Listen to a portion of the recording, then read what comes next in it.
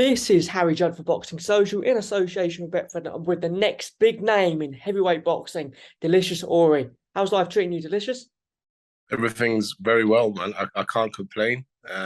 Training is going well.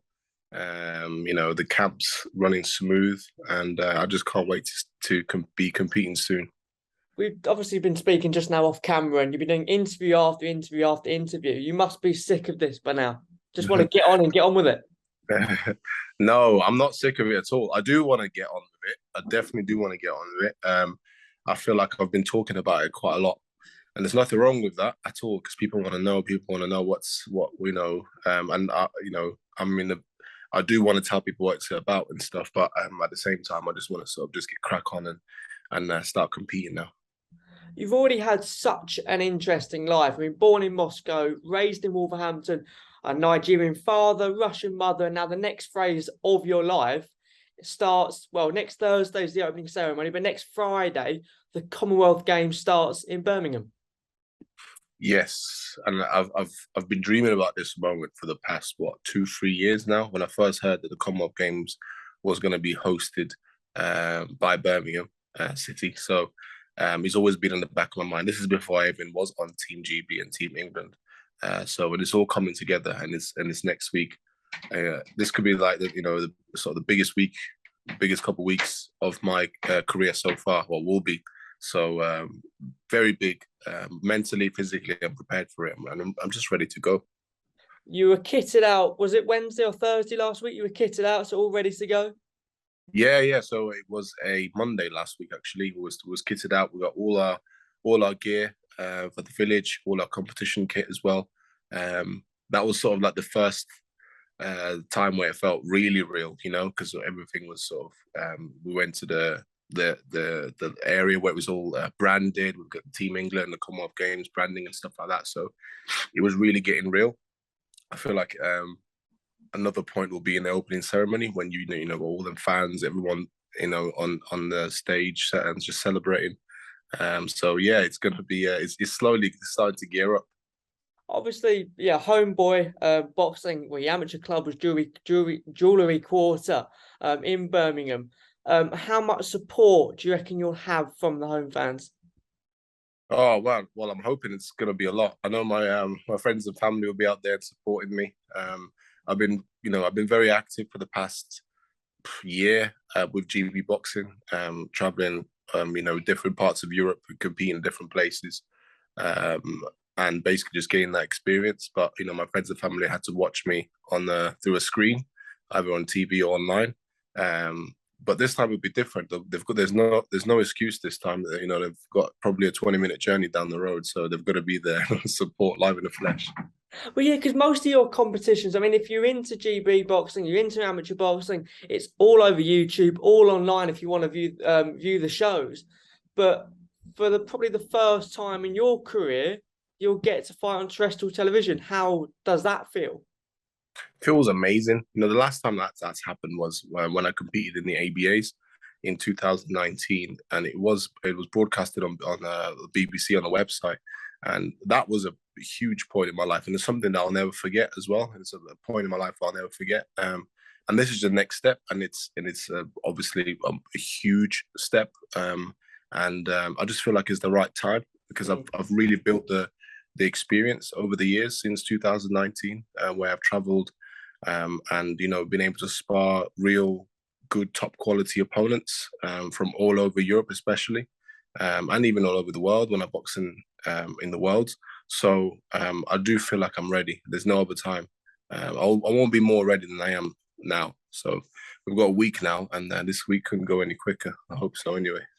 Definitely. I spoke to Darren Chappell a few weeks ago, the team leader for the boxing team, and he mentioned or said that the Commonwealth Games is going to be on the same wavelength, the same setup as London 2012. Is it sinking in how big this competition will be?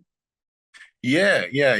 I've heard them. I've heard a few stats about the broadcasting, how many people will be tuning in potentially and stuff like that. So it's going to be huge, and it's going to be a very good platform for me to get on and basically showcase my skills and show the world what I'm about, what I do, and yeah, and just the message that I'm trying to like push out to especially the younger generation, getting them inspired and getting them involved in whatever it is they want to get involved in, not just sport or boxing specifically, but anything else.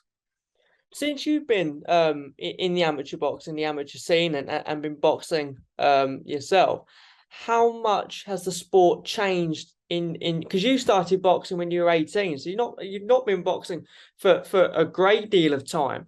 But since you started boxing in the amateur scene, has boxing increased? Has there been a massive increase in younger generation?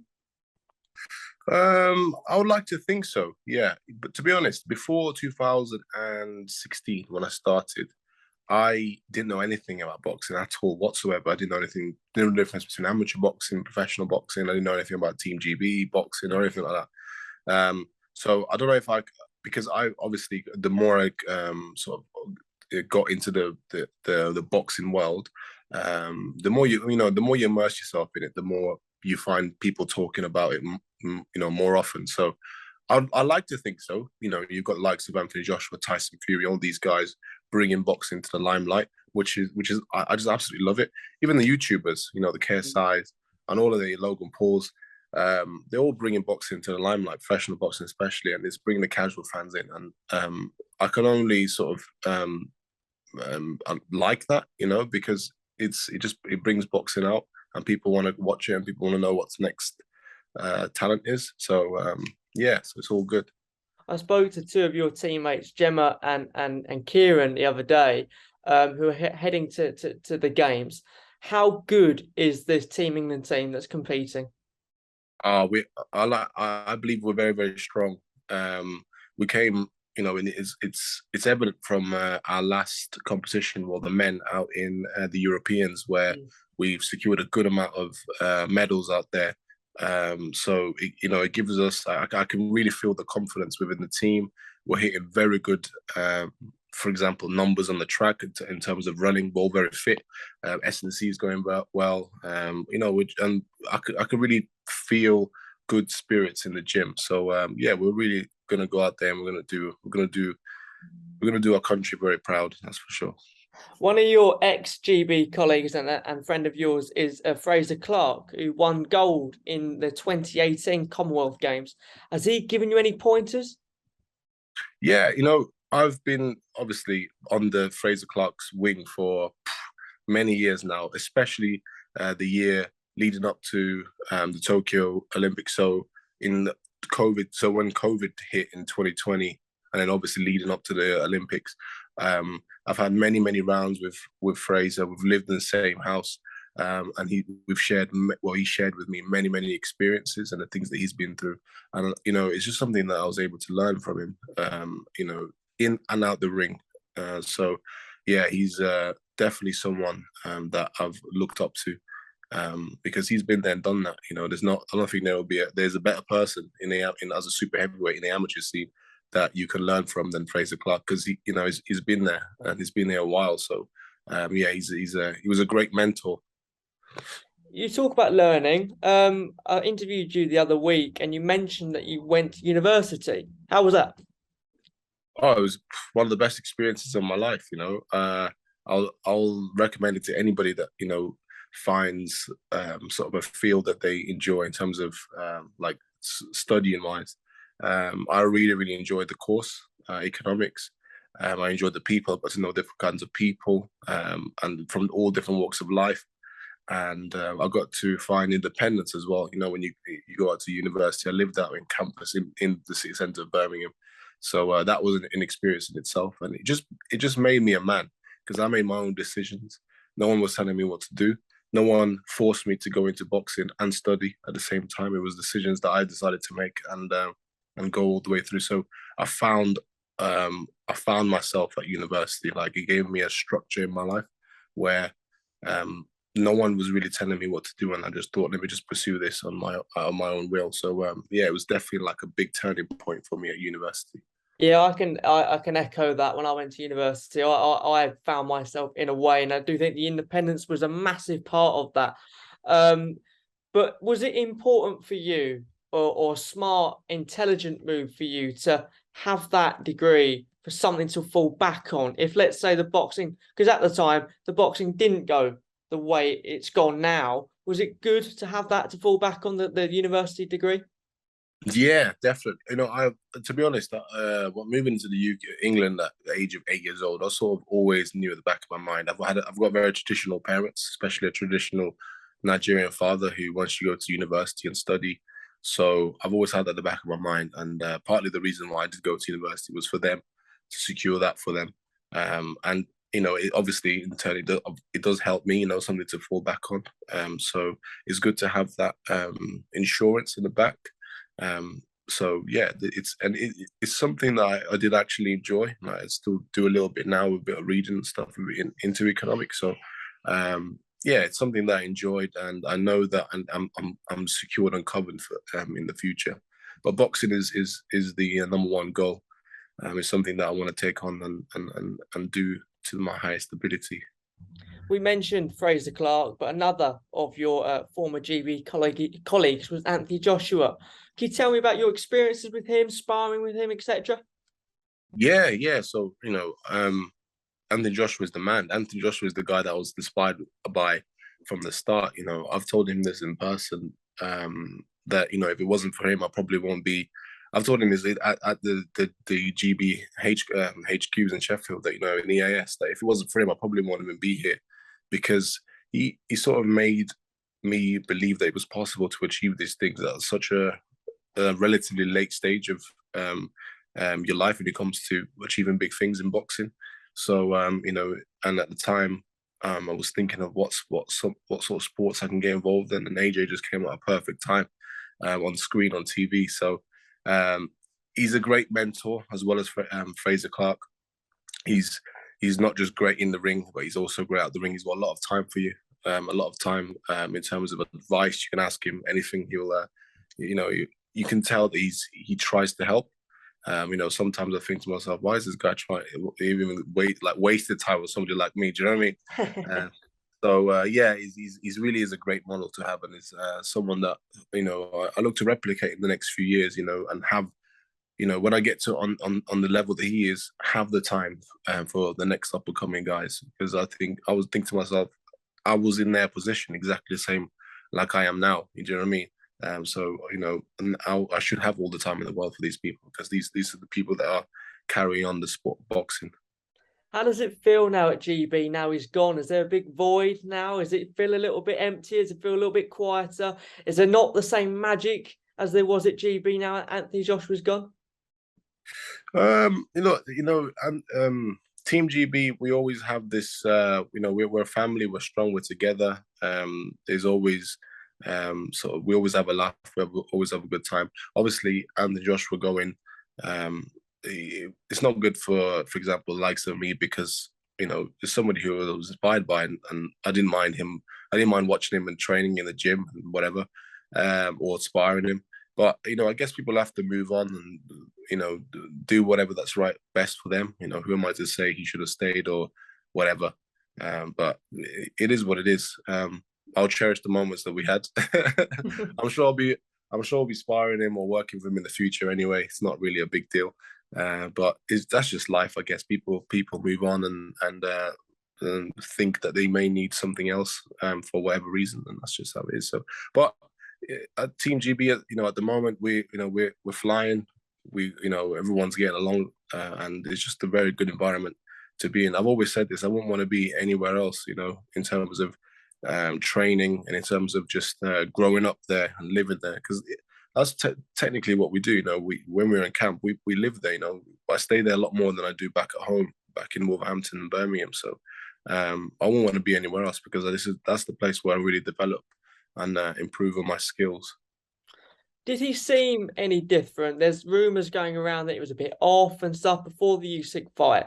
Did you notice anything different with him? Like when you watched it on the TV and watched him coming into the ring, etc., or even watched the fight, what was going through your head? And someone that knows him on a personal level, did you notice any things like with the way he was speaking, his eyes, the way he was acting in and out of the rounds? Did you notice anything that was a bit odd with him or a bit off? You mean before his fight with Usyk? Yeah, or during the fight with Usyk, did you Or notice? during. Yeah, or during. Did you notice anything was a bit off with him? Um, I didn't notice anything that was complete like totally different. You know, maybe if, sometimes when you compete and you go against an opponent who maybe finds all the answers to um, what you've trained for, and then maybe you have to think in a different way or behave differently or whatever. I didn't really notice anything, to be honest. So yeah, I don't know. What does AJ have to do in the rematch? Uh, Look, I'm no coach. That's one thing. I know some I have people DMing me asking me, "Oh, come watch this pad work. Come on, watch this. What do you think of this?" I'm like, "Look, I'm a boxer. I'm not a coach. Like, so if it was me, like if I was Anthony Joshua, I will never tell Usyk or Anthony Joshua or what their opinion, my opinion on what they should do, because they're them and they've got coaches. It's as simple as that. But if I was Anthony Joshua and I was fighting somebody like Usyk, for example, in the amateurs, I would step on the gas a little bit more. But then again, amateurs and pros is a bit different. You can't step on the gas for 12 rounds. It's just not doesn't work. Um, and I'm not a professional boxer. So I think you're asking the wrong person. I'm not a coach. I'm not a professional boxer. So I don't know. ask me that ask me that question in about 4 or 5 years when I'm a professional, and I'll tell you and answer it. Do you think then, in talks, in conversation about the professional game, will you hang on? Do you think to compete in Paris 2024, or will you look at going pro before that? I'm looking to stay and stay in the to the Paris Olympics in 2024. For me, I feel like I'm still, well, I'm maturing now, but I'm definitely still kind of like a young. I'm still an inexperienced, relatively inexperienced to these top level amateur boxers that have been around for a very very long time. Um, this is, to get to that level, you need to be very experienced. One sport you don't play and don't rush is boxing, because it is very dangerous. Mm. um and for me, I've always been someone who wants to go to do it and do it properly. This is the same with my university and everything else. So in order for me to do it properly, especially something like the pro game, I want to go all the way to the top. I want to be world champion. In order to do that, I've got to go through my apprenticeship. I've got to learn the hard way all the way through my as an amateur. I've got to travel out to Kazakhstan and spar 10 super heavyweights who are, good level, decent super heavyweights, and then go out and compete and stuff like that. So for me, I'm gonna stay and I'm gonna get all that experience that I need in order to really flourish as a professional There heavyweight are boxer. there are lots of young fighters going pro at such early on. What's your opinion on that? I know that's not something you would do, but do you think it's the right way to do it, to go through and go to the Olympics and things like that? Yeah, I think people have different like paths in life. Some people do it. It depends on the reasons. Some people, you don't get the funding in the amateurs, so they need to turn professional in order to be able to put food on the table. For example, some people's styles are better in the professional game. I realize this, that the amateur style, you can't hold it, or it's difficult to hold it a 3 round style in a 12 round fight. So some people suit a 12 round or 10 round fight or whatever, or 8 round fight. So I, I'm not going to be here saying no. People should stay amateur and really learn, and because some people have been boxing since they were 6 years old. So they could be tired of the amateurs. That's another reason. So it's all different. It depends on how you were brought up, when you started boxing, what's your financial situation, and stuff like that. For me, I just think it's perfect to stay amateur, because starting boxing quite late, 18 years old, I've got to catch up with all this experience. I really want to polish my skill, and I really want to be the best of the best as in terms of heavyweight. In order to do that, I've got to make sure I learn properly. I don't rush anything, because I've got no reason to rush. I'm here for the long run. So and that's what I want to do. So for me, it suits me, but for others, because I know a few heavyweights that have turned pro, and for them it should suit them, because that's the position of their life. So Hmm. yeah, that's what I think. Do you feel an added pressure going into this year's Commonwealth Games because it's on home turf and you are one of the big stars? You're so many people, especially when I've worked in the amateurs, talk about you and talk about how you're going to be doing great things and stuff. Do you feel an added pressure going into this year's games? I don't feel an added pressure. I just feel normal pressure. I've always felt pressure like that. When I boxed in the ABAs, I found pressure. When I boxed in the Europeans, the Worlds, whatever, I feel like athletes, that's how we operate. We always operate under pressure.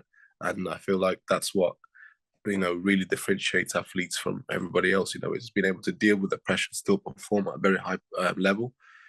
So I welcome that pressure. I'm ready for it. I just can't wait. So it's not really added, because to be honest with you, it's all gonna end up with me getting in the ring and fighting one person, boxing one person, which I've been doing for the past 6 years anyway. So and I'm not gonna be thinking about anything or anybody as I'm competing, because then that's gonna get me knocked out. I'm focusing on one person. And I'm going out there and I'm taking it step by step and winning each fight. So no added pressure, just normal pressure. Short answer. Do you think then that a good Commonwealth Games puts you in the prime spot for an Olympic place? Yes. I mean, it puts me in a better position, I guess, because look, I'm going out there and I'm experiencing a kind of different style, different country. So it puts me in a better position, yes. When after the Commonwealth Games, we go out there, we go up for more training camps and more, like for example, the Worlds next year, mine up as well. So that will all put me in the right place to then compete in 2024 in Olympics. It's all stepping stones in order to get me to that final destination. Well, thanks for talking to Boxing Social, Delicious, and we'll catch up very soon. No worries. Thank you.